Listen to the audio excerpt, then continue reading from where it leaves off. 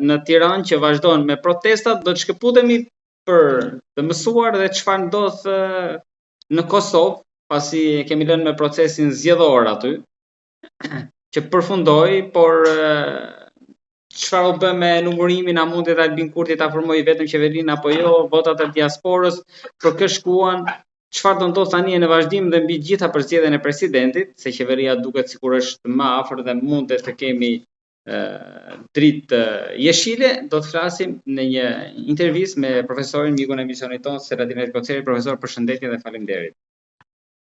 Mirëmëngjesi, përshëndetje zoti Bollo. Faleminderit për ftesën.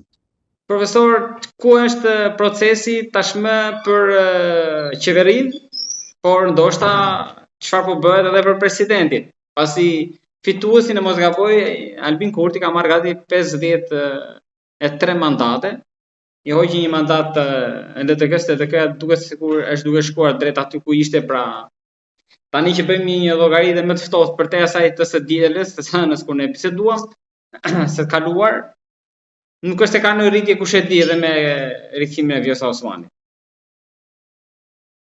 Rezultati veç dje u dha, diaspora arriti t'ja jep edhe 5 mandate zotit Kurti.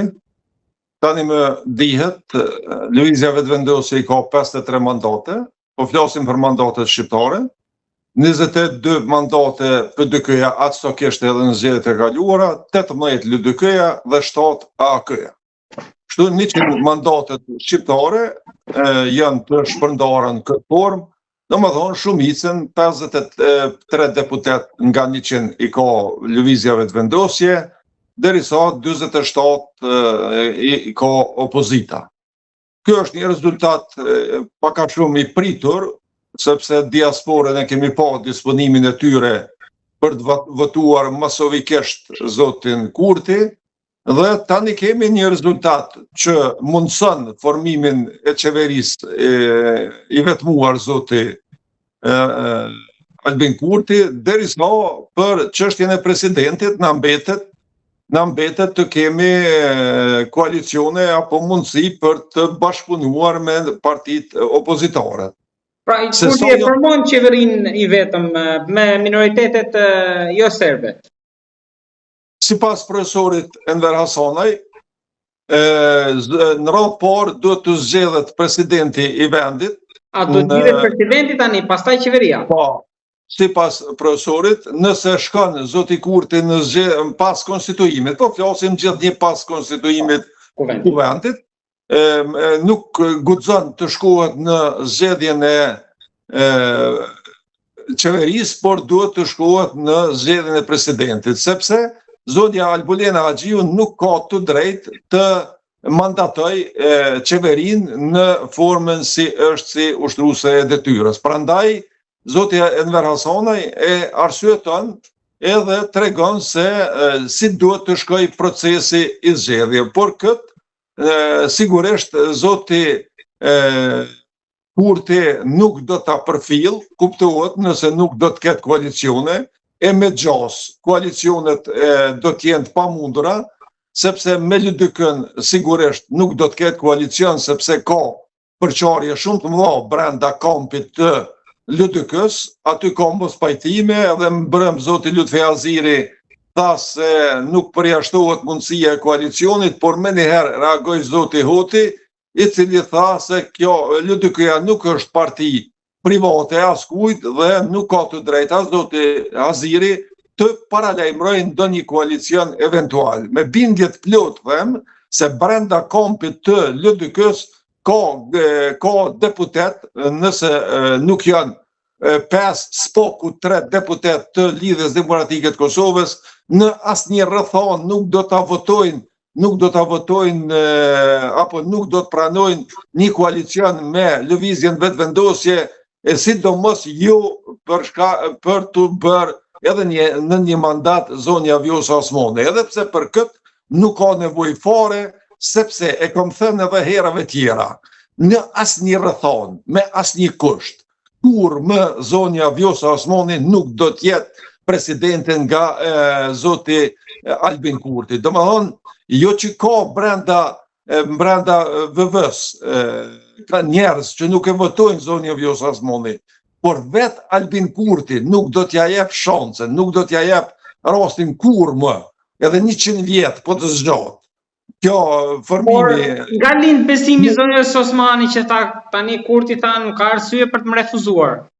Ishte një bllaf i madh i zonjës Vjosa, një nënshtrim i keq që i dëshiron, i pret këto nënshtrime zoti Kurti, dhe ajo me atë rast e ka humbur dhe asnjëherë më nuk do të jetë presidente e vendit. Gjithashtu, shohim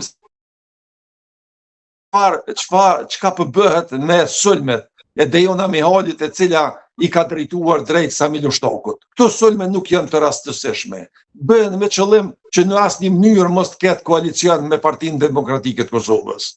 Sepse sulme ndaj Samil Ushtakut SPAK-u, 3 deri në 5 deputet të Partisë Demokratike të Kosovës do ta kundërshtojnë çdo lidhje, çdo koalicion, qoftë edhe për një pjesë të madhe të qeverisë. E lëre më për presidentin që nuk do të pranoj. Domethënë, sulmet janë të orkestruara me skenar të caktuara që ta përjashtojnë Partinë Demokratike të Kosovës nga koalicioni eventual. Dejona Mihali nuk i shfaq mendimet e veta.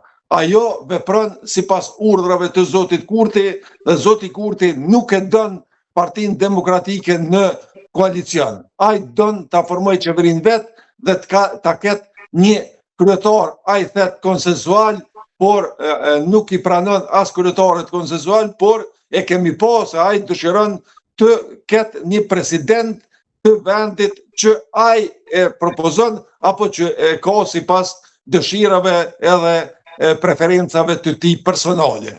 Kështu që nëse nuk ndodh diçka që e papritur, jo e papritur, por që është duke u bërë kuluareve, që është duke e msheft, atëherë ne do të shkojmë në muajin tetor në zgjedhje të reja dhe nuk do të kemi president, do të kemi një qeveri, do ta formoj qeverinë zoti Kur përkundër gjykatës kushtetuese që thot apo Kushtetutës Kosovës që e rregullon këtë proces njëherë presidenti në këtë rast, pastaj qeveria, por zoti Kurti do të shkojë në kundërtën në mënyrë që ta detyroj opozitën që të bëjë kërkesë në gjykatën kushtetuese dhe të anulohet vendimi i Parlamentit Kosovës dhe kështu të prolongohet apo të shtyhet zgjedhja e presidentit për një periudhë parë. Zoti Kurti mendon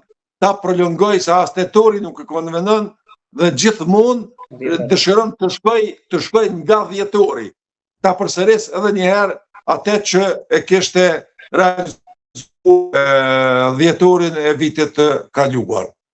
Po a ka shanse që të ketë një koalicion me partitë e tjera